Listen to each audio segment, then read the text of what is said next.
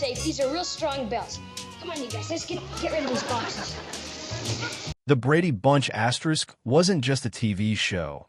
It was a cultural phenomenon that defined family entertainment in the 1970s. 4 generations, viewers tuned in to watch the wholesome adventures of Mike, Carol, and their 6 blended children, creating an enduring image of the perfect American family. But behind the cheerful theme song and matching outfits lay a much darker reality that few fans ever saw. While the Bradys solved their problems in 30 minutes or less, the actors who brought them to life faced struggles that lasted decades. From shocking addictions to tragic illnesses and untimely deaths. The real stories of these beloved stars reveal a heartbreaking contrast to their on-screen personas. What happened to America's favorite TV family when the cameras stopped rolling? This is the story they never told you, the hidden price of Brady fame. We'll explore how child stars struggled with typecasting, how secret personal battles raged behind closed doors, and how some cast members met truly tragic ends. You'll discover which Brady became a recluse, which one battled addiction, and which star's death shocked the world. The truth is far more dramatic than any Brady plotline. By the time we're done, you'll never watch that sunny California home the same way again. So grab your Brady Bunch lunchbox and get ready. We're about to reveal what really happened to television's most famous family. Robert Reed embodied the ideal TV father as Mike Brady, the wise and loving architect who always had the right advice. But behind his calm, authoritative presence lay a man deeply conflicted about his role on the Brady Bunch and about his own identity in an era that refused to accept him. Born John Robert Reitz in 1932, Reed was a classically trained Juilliard graduate who resented the show's campy tone. He frequently clashed with producers, demanding more realistic scripts, even writing earnest but rejected drafts himself. This frustration stemmed from his Shakespearean training, a far cry from plots about Marcia's broken nose or Tiger the dog's antics. Off camera, Reed harbored a painful secret. He was gay in an industry and a society that forced him to stay closeted. While publicly linked to co-star Florence Henderson for publicity, he lived privately with his partner, producing director John Peckham, for years. The pressure of hiding his truth contributed to struggles with alcohol and depression. In 1992, Reed's life ended tragically at just 59. Officially, he died from colon cancer, but his death certificate also listed HIV-related complications, a revelation that shocked fans. His passing came just as attitudes toward LGBTQ+ figures were slowly shifting in Hollywood, leaving many to wonder how his career and life might have differed in a more accepting era. Reed's legacy is bittersweet, though he never embraced the Brady Bunch. His portrayal of Mike Brady remains iconic. Today, he's remembered not just as a TV dad, but as a talented actor trapped by the constraints of his time, and a reminder of the hidden costs of fame. With her perfect smile and patient demeanor, Florence Henderson didn't just play Carol Brady. She became the gold standard for television mothers. But behind the cheerful facade of America's favorite TV mom lay a life marked by hardship, resilience, and a constant battle to break free from the role that defined her. Born in 1934 in Depression-era Indiana, Henderson's childhood was far from the Brady ideal. Her father was an alcoholic tobacco sharecropper, and she later revealed she was sexually abused by an adult neighbor at age 8. Yet she channeled this pain into performance, singing in church and winning a scholarship to New York's prestigious American Academy of Dramatic Arts. Before the Brady Bunch, Henderson had already made history as the first woman to host The Tonight Show in 1962. But it was Carol Brady that made her a household name and an unexpected prisoner of typecasting. For years after the show, directors would say, "But you're Carol Brady." When I auditioned, she once admitted. Her personal life mirrored this tension. Married twice, her first husband allegedly resented her fame. She became a vocal advocate for mental health after her daughter struggled with addiction. In her later years, she reinvented herself as a Frank Token talk show guest and even competed on Dancing with the Stars at age 76. Henderson's 2016 death from heart failure at 82 sparked national mourning. Unlike Reed, she had fully embraced her Brady legacy, even joking about it in a popular Wesson Oil commercial, "I fry chicken like a mother." Her final tweet, posted hours before her death, perfectly captured her spirit. "Looking forward to Thanksgiving and wishing you all love and good health."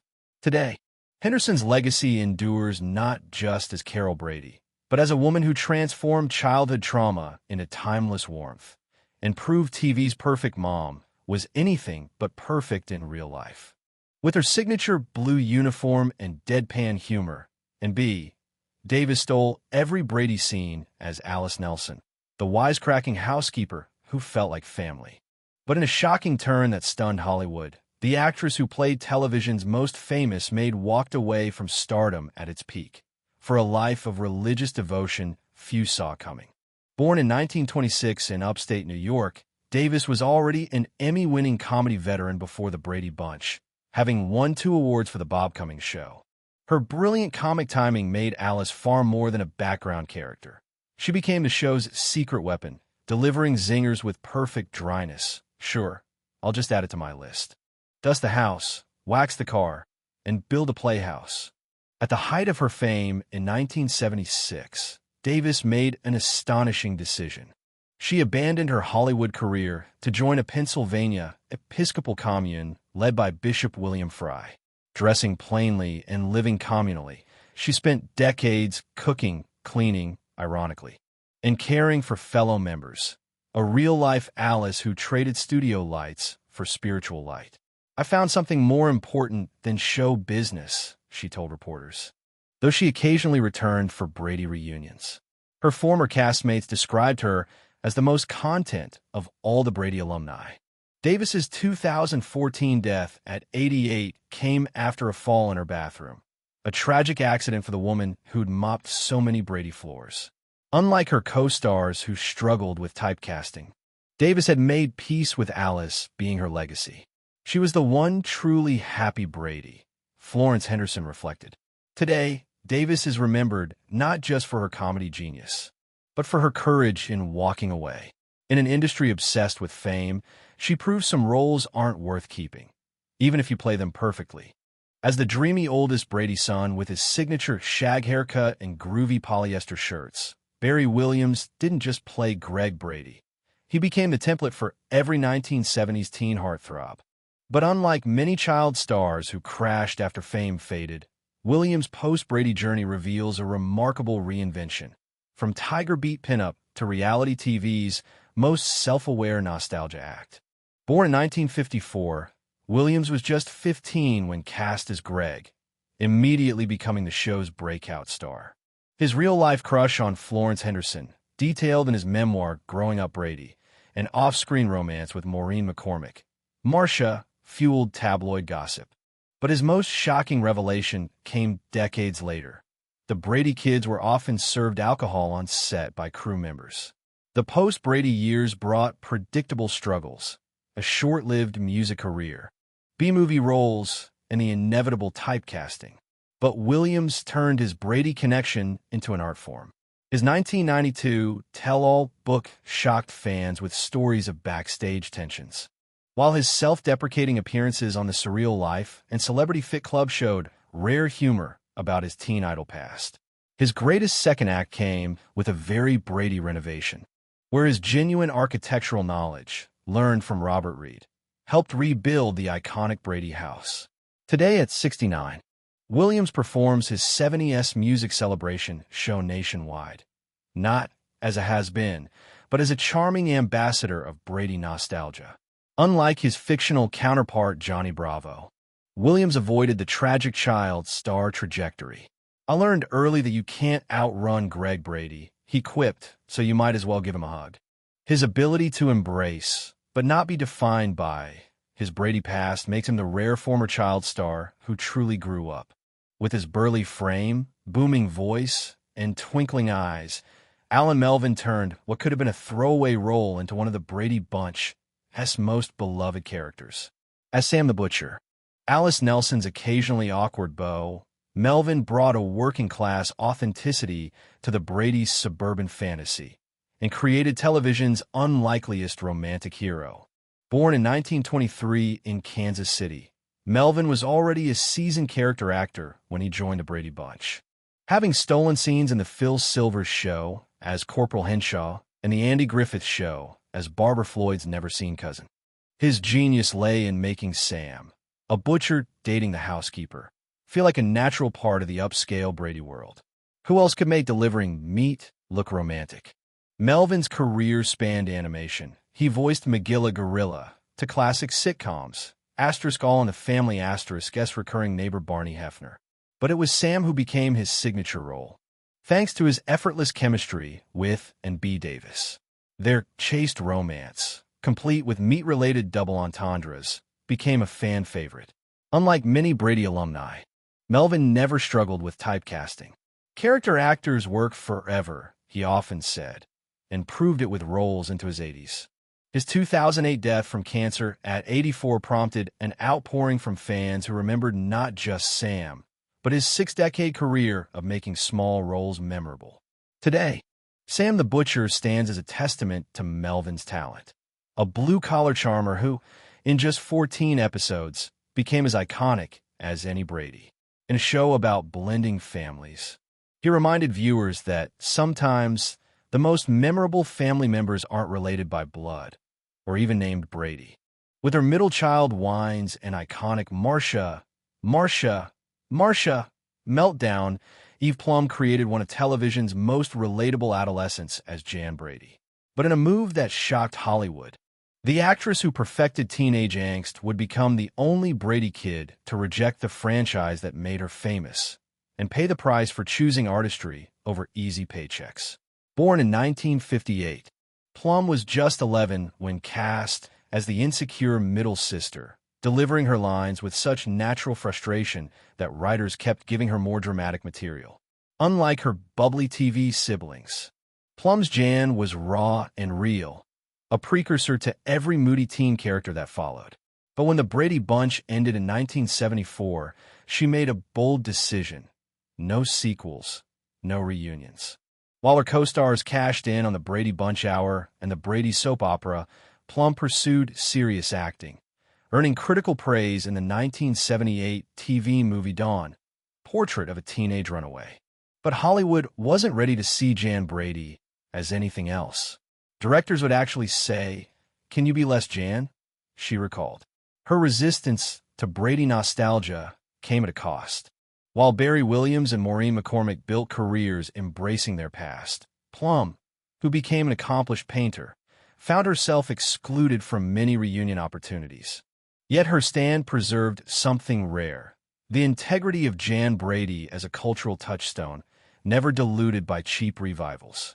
Now 65, Plumb has softened slightly, appearing in a very Brady renovation with wry humor about her famous role. But her legacy remains unique. The child star who valued her craft over cashing in, proving sometimes the most Brady thing you can do is walk away. With her perfect smile and patient demeanor, Florence Henderson didn't just play Carol Brady. She became the gold standard for television mothers. But behind the cheerful facade of America's favorite TV mom lay a life marked by hardship, resilience, and a constant battle to break free from the role that defined her. Born in 1934 in Depression-era Indiana, Henderson's childhood was far from the Brady ideal. Her father was an alcoholic tobacco sharecropper, and she later revealed she was sexually abused by an adult neighbor at age 8. Yet she channeled this pain into performance, singing in church and winning a scholarship to New York's prestigious American Academy of Dramatic Arts. Before the Brady Bunch, Henderson had already made history as the first woman to host The Tonight Show in 1962. But it was Carol Brady that made her a household name and an unexpected prisoner of typecasting. For years after the show, directors would say, "But you're Carol Brady." When I auditioned, she once admitted. Her personal life mirrored this tension. Married twice, her first husband allegedly resented her fame. She became a vocal advocate for mental health after her daughter struggled with addiction. In her later years, she reinvented herself as a Frank Token talk show guest, and even competed on Dancing with the Stars at age 76. Henderson's 2016 death from heart failure at 82 sparked national mourning. Unlike Reed, she had fully embraced her Brady legacy, even joking about it in a popular Wesson Oil commercial, "I fry chicken like a mother." Her final tweet, posted hours before her death, perfectly captured her spirit. "Looking forward to Thanksgiving and wishing you all love and good health." Today, Henderson's legacy endures not just as Carol Brady, but as a woman who transformed childhood trauma into timeless warmth and proved TV's perfect mom was anything but perfect in real life. With her blonde braids and lisping delivery of my nose," after a football mishap, Susan Olsen became America's favorite little sister as Cindy Brady. But the actress who played TV's most innocent child would grow into one of Hollywood's most outspoken adult voices, a fiery advocate who traded Brady's sweetness for brutal honesty about fame, family, and fringe politics. Born in 1961, Olsen was just 7 when cast as Cindy, so young she initially believed the Brady house was her real home. Unlike her co-stars, she avoided major typecasting struggles, in part because she left acting after the 1977 Brady Bunch hour debacle. "I knew when to fold him." But her post-Brady path would be anything but quiet. Olsen reinvented herself as a graphic artist and radio host, but made headlines for her unfiltered opinions. She publicly feuded with Maureen McCormick over tell-all books, called the Brady Bunch movies disgusting, and became a vocal animal rights activist, once getting arrested during a fur protest. Her 2012 Facebook rant against gay adoption, later retracted, sparked particular controversy. Yet Olsen also became the Brady cast's most articulate chronicler, hosting the Brady Brothers podcast, where she unpacked the show's legacy with surprising depth. "We weren't acting a family. We became one," she reflected, describing how Robert Reed comforted her during her parents' divorce. Now 62, Olsen, who still sports Cindy's signature bangs, represents the Brady paradox. You can reject nostalgia, but never escape it. Her journey proves that even the most sugar-coated childhood fame leaves complex aftertastes, and that sometimes the littlest Brady has the biggest mouth. The Brady Bunch gave audiences an idealized vision of family life. The perfect mother, wise father, and 6 well-adjusted children living in suburban harmony. But as we've seen through these intimate portraits, the actors behind America's favorite TV family experienced anything but storybook endings. Their collective journey reveals the hidden costs of creating television's most enduring fantasy. Robert Reed's private torment as a closeted gay man in 1970s Hollywood. Florence Henderson's lifelong struggle to escape Carol Brady's shadow. The child stars who battled addiction, identity crises, and the cruel whiplash of fame. Even happy-go-lucky Alice had her own quiet revolution, trading Hollywood for spiritual fulfillment. Yet there's profound beauty in their imperfections. These weren't just actors playing roles. They became a real family, supporting each other through personal tragedies and professional challenges. Barry Williams and Maureen McCormick learned to embrace their Brady personas while forging new paths. Mike Lakinland found redemption through sobriety and art. Susan Olsen transformed from pigtailed moppet to provocative truth-teller. The Brady Bunch endures not because it reflected reality, but precisely because it didn't. In our messy, complicated world, we still crave its vision of harmony, even as we now understand the human price paid to create that illusion. The show's true legacy lies in these actors' resilience, their ability to survive fame's crucible while remaining connected as a chosen family. As the opening theme promised, this group must somehow form a family. Against all odds, through addiction, loss, and the passage of time, that's exactly what they did. The Brady magic wasn't in the scripted perfection, but in the very real, very flawed people who brought it to life.